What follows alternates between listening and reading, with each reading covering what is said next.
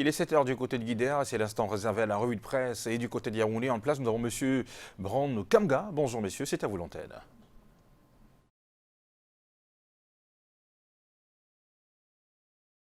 Carole, bonjour Soflane Kenyé, madame, monsieur, bonjour et très bon début de semaine. Merci de nous retrouver en direct de Yaoundé.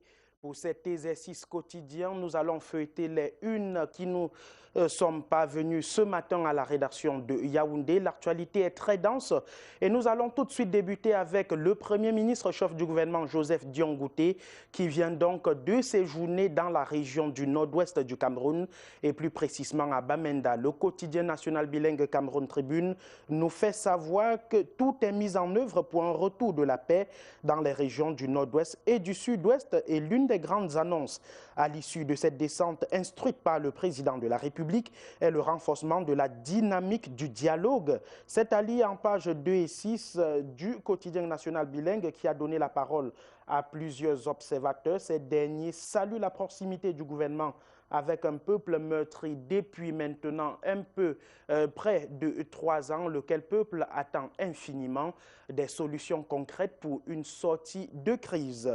Le quotidien d'expression anglaise The Guardian Post parle également de la descente de charme du Premier ministre Dion-Ngouté sur le terrain à Bamenda, capitale de la région du nord-ouest Cameroun. Le quotidien The Guardian Post fait savoir que le Premier ministre a rencontré toutes les couches sociales, les pauvres, les démunis et bien sûr les autorités politiques, administratives et même traditionnelles de la région du nord-ouest Cameroun. Il est donc question de charmer ces populations pour qu'elles puissent être convaincues d'un retour imminent de la paix dans les régions du nord-ouest et du sud-ouest Cameroun. C'est ce que nous fait savoir The Guardian Post. Défi actuel parle également de la solution Dion-Ngouté à la crise anglophone qui sévit depuis bientôt 3 ans, 4 jours durant à Bamenda. Le Premier ministre Joseph Dion-Ngouté a rencontré les principaux acteurs politiques de la région du nord-ouest, épicentre de cette crise, se montrant humble et ouvert, allant à la rencontre des populations dans les marchés et quartiers. Il a relancé l'espoir de paix dans cette région qui paye très cher le coût humain et sociopolitique de la crise anglophone. Le miracle est-il possible? Questionne défi actuel ce matin. L'on semble très loin de la fin de la bataille, nous rappelle le journal, mais la descente du Premier ministre sur le terrain semble déjà porter les fruits. Pour le quotidien Le Jour, en kiosque ce matin, le gouvernement veut tout simplement vendre de l'air aux Camerounais. La mission Dion-Ngouté est une mission qui ne porterait certainement pas des fruits. Pourquoi l'annonce du dialogue manque de sincérité? Retrouver la solution donc dans les colonnes du quotidien d'Amanmana ce matin. Le dialogue doit se faire avec les séparatistes pour des accords et non avec les populations et autres qui en réalité ne sont que des victimes résignées. L'essentiel doit donc se jouer avec ceux qui détiennent les armes dans les brousses. La deuxième une du quotidien Le Jour ce matin nous parle de la toute dernière sanction du ministre camerounais de la Santé publique, Manaouda Malachi. Vendredi dernier, à l'hôpital régional de Garoua, une fillette âgée de 8 mois seulement a perdu donc la vie. 5 personnels sont suspendus pour 3 mois. Il s'agit de la major de la pédiatrie et des 3 personnels soignants en service lors de la survenue de ces drames pour négligence et manquement grave à l'éthique et à la déontologie professionnelle. Un autre personnel soignant a également écopé des sanctions du ministre Manaouda Malachi, tout simplement pour trafic et vente illicite des médicaments au sein de l'hôpital régional de Garoua. Ils sont donc tous suspendus de toute activité dans l'hôpital régional de Garoua pour une durée de 3 mois suite au communiqué radio-presse signé par le ministre de la Santé publique.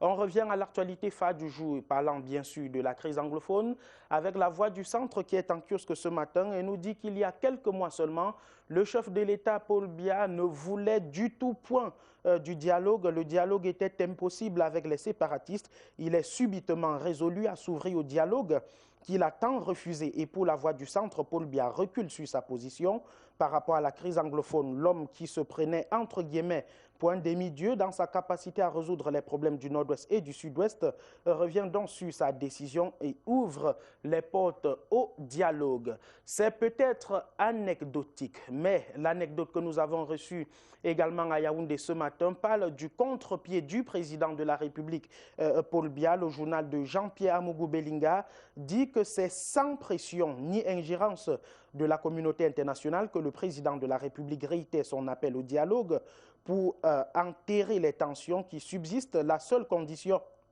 est donc de mettre l'idée de sécession à la poubelle et Paul Biya, le mendiant de la paix, sera prêt à débattre de tout pour oublier la crise.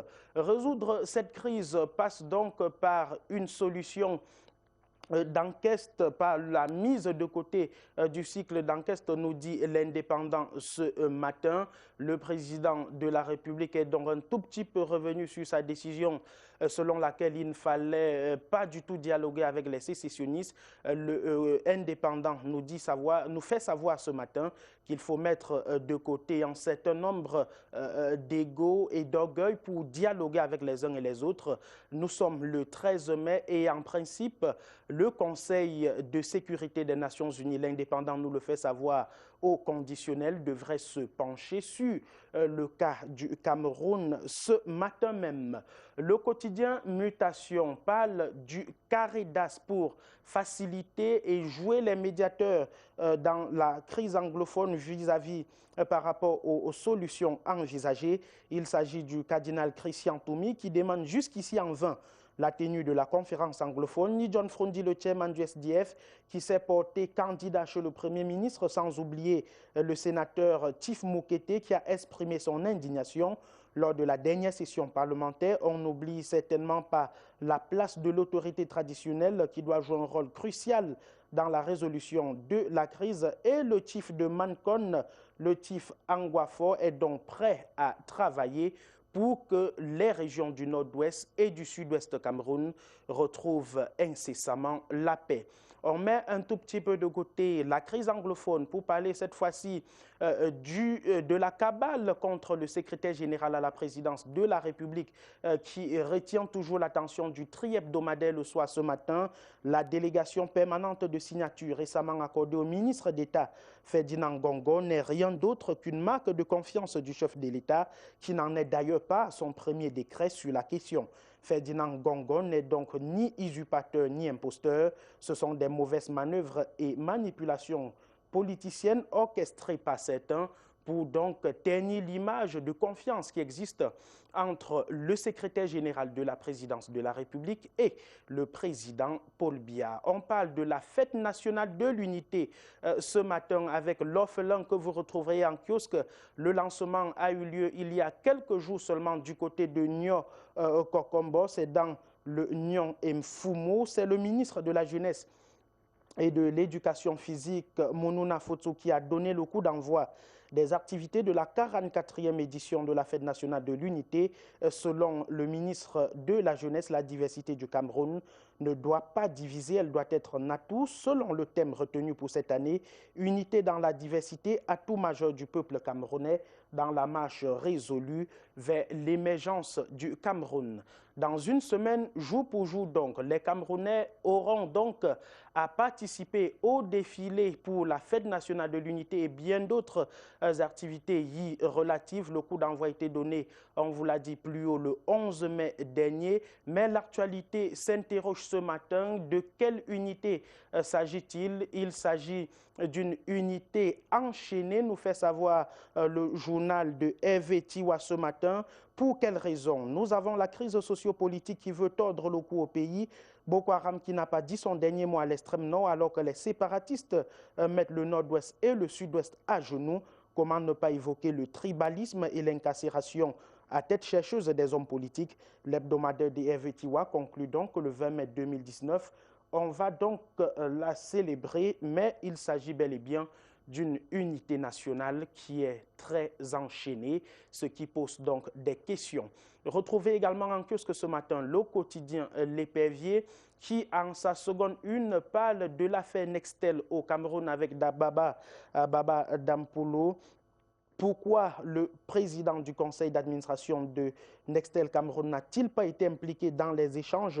Il s'agit de 250 milliards qui n'ont jamais été investis par les Vietnamiens au Cameroun. Ceux-ci ont évité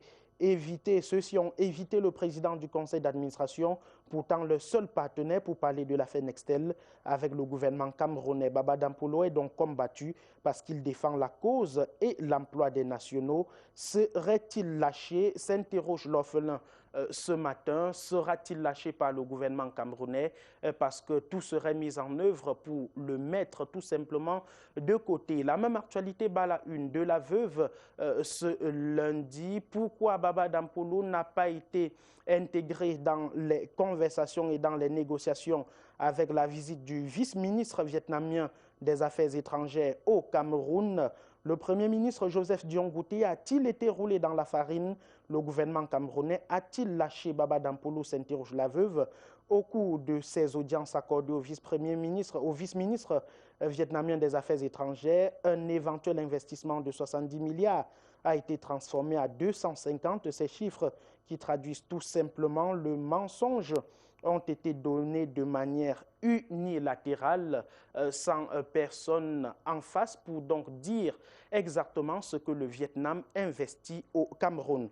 On poursuit cette revue de presse en direct de Yaoundé avec l'économie pour parler du coton qui est en difficulté dans notre pays.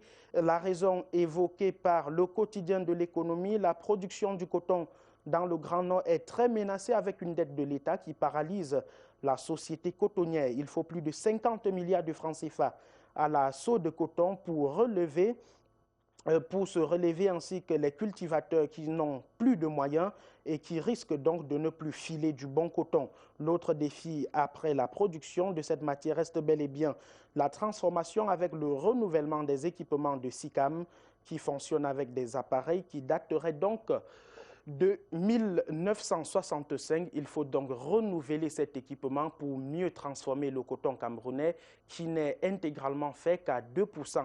On quitte le coton pour parler de la production de la banane plantain avec Essingan ce matin, pour parler de la production du sucre. Je voulais le dire ce matin avec Essingan qui parle de la relance intéressée de Dodo Ndoke, le ministre des Mines, de l'Industrie et du Développement technologique, projette donc de placer le complexe agro-industriel de Batouri sous le contrôle d'Emmanuel Mbondé pour son redémarrage.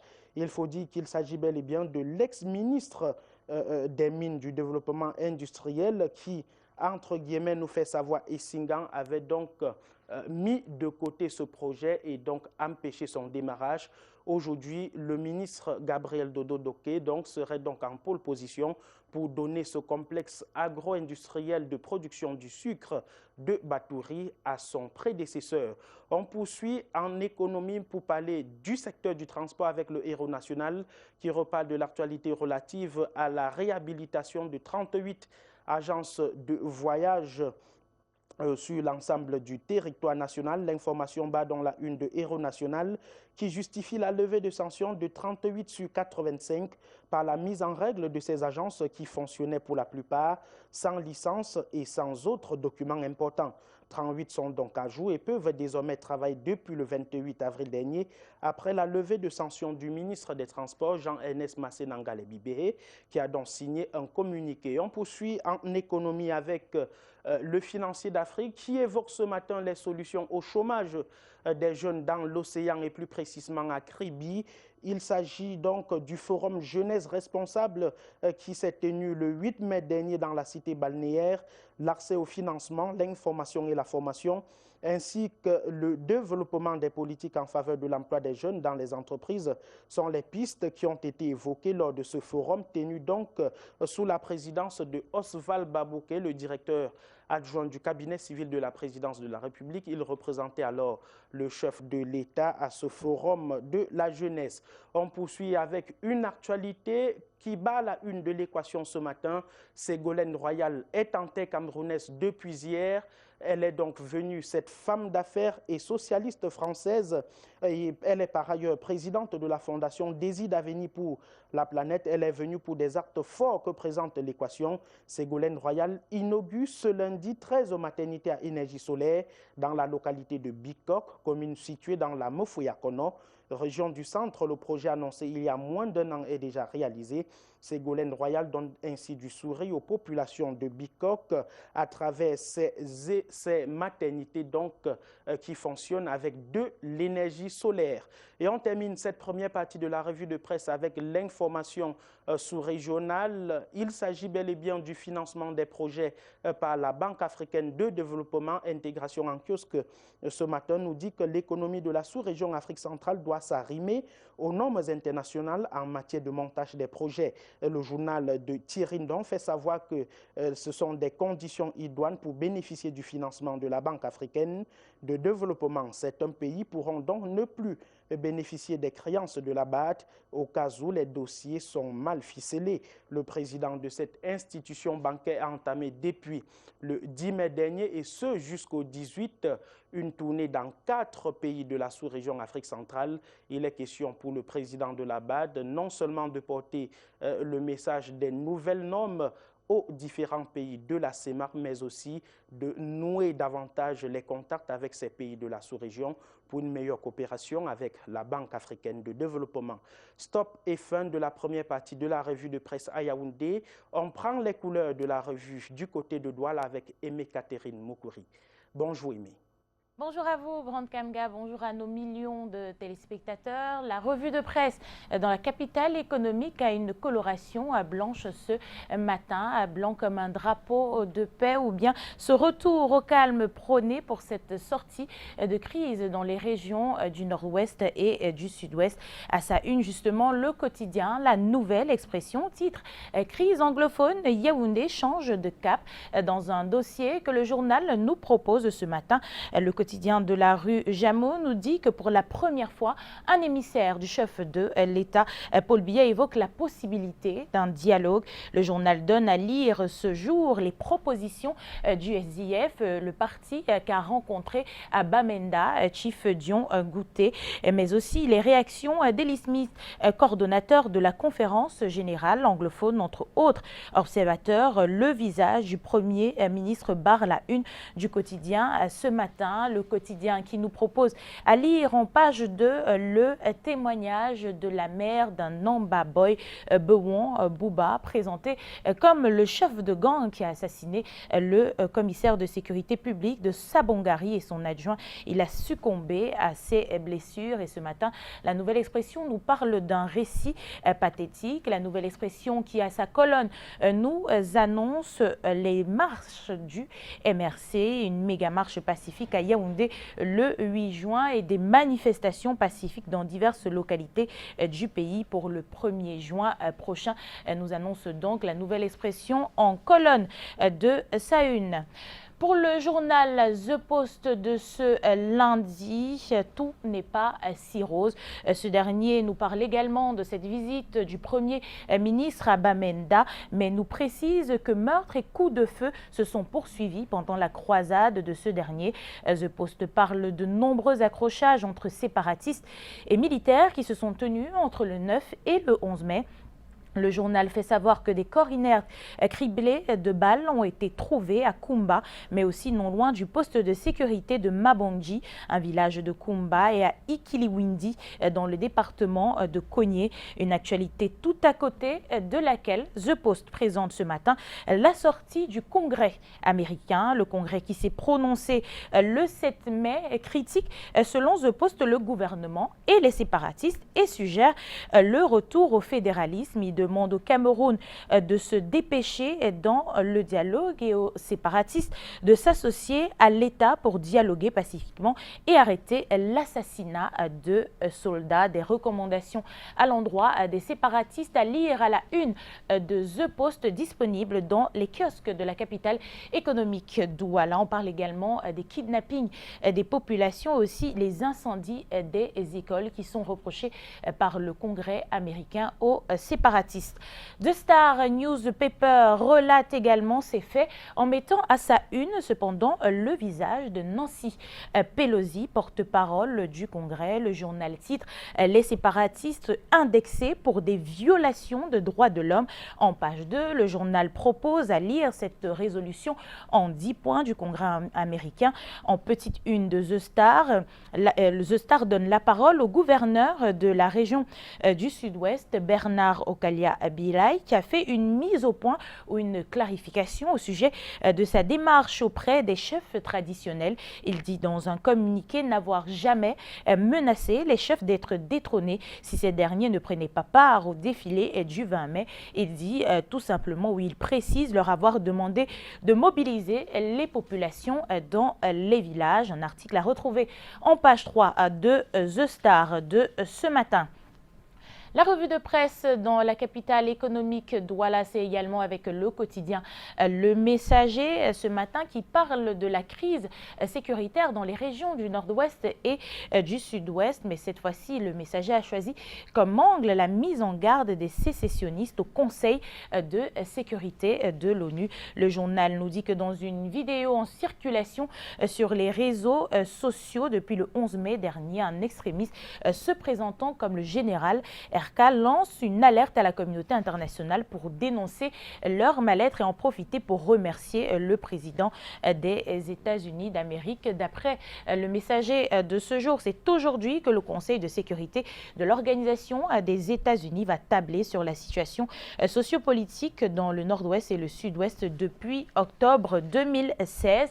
Le journal qui a sa page 9 dit justement, nous parle toujours de cette crise anglophone, mais parle du mouvement du gouvernement et titre du radicalisme à l'apaisement du chef de l'État. Le Messager revient sur cette visite de Joseph Dion-Gouté dans la région du Nord-Ouest. Joseph Dion-Gouté qui, selon Le Messager, allait prêcher un message de paix délivré par le chef de l'État.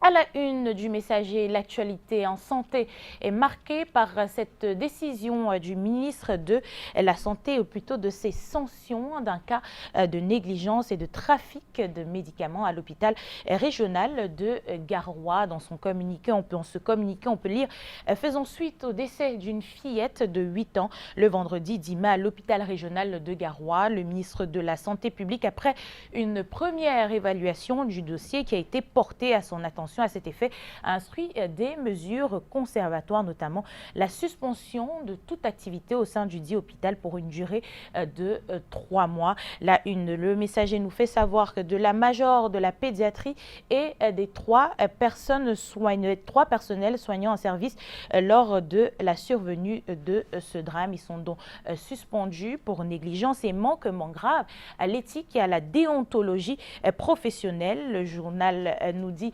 que Malaouda Malachi suspend le personnel soignant pour trafic et vente illicite des médicaments au sein de l'hôpital. Par ailleurs, il nous fait savoir qu'une enquête approfondie a été instruite pour établir les différentes responsabilités dont les conclusions permettront, le cas échéant, d'élargir le spectre de mesures disciplinaires. À retrouver dans les kiosques ce lundi matin, le tri hebdomadaire de la région du Nord Cameroun. L'œil du Sahel titre sur les populations en colère contre le maire de Goulfé. D'après l'œil du Sahel de ce jour, dans la matinée du samedi 11 mai, les populations ont pris d'assaut la sous-préfecture de Goulfé. Par centaines, elles sont allées exprimer leur mécontentement au sous-préfet au sujet des griefs qu'elles portent contre le maire Al-Kajida. Les populations accusent le maire de ramer à contre-courant du développement en refusant la réalisation d'un projet d'éclairage public avec les panneaux solaires dans la ville de Goulfé, l'extension de lotissement de la ville, entre autres. Et pour désamorcer la situation, les manifestants exigent la mise en œuvre par le maire de 6 recommandations, notamment ramener la construction du magasin de Pressec à Goulfé dans le site retenu initialement par la plateforme. À lire et en une de l'œil du Sahel ce matin, on parle bien de ce drame survenu à Kousséri. 3 personnes périssent dans le fleuve Logone. Ali Aboul Karim, 14 ans, Mahamat Boukar Goni, 20 ans et Aladji Grega, 24 ans, sont morts de suite de noyades dans le fleuve Logon. C'était le jeudi 9 mai 2019. Les 3 jeunes gens se sont rendus, comme à leur habitude, au bord du fleuve pour se baigner. Malheureusement, ils ne ressortiront pas vivants. Après un plongeon dans les eaux, personne n'a pu remonter à la surface. Le journal L'Œil du Sahel qui nous parle une fois de plus des exactions de la secte islamiste Boko Haram. Le journal nous parle de cette incursion destructrice à Gossi. Les terroristes de Boko Haram se sont introduits dans la nuit du 11 mai dans la localité de Gossi, dans l'arrondissement de Mokolo. Et si aucune perte en vie humaine n'a à déplorer, le bilan de cette énième incursion dans cette bourgade située à une dizaine de kilomètres de Toro n'en est pas moins élevé. Selon le président du comité de vigilance locale, Visiga Emmanuel, 67 maisons, 11 magasins de stockage de denrées alimentaires et une église ont été incendiées par les assaillants.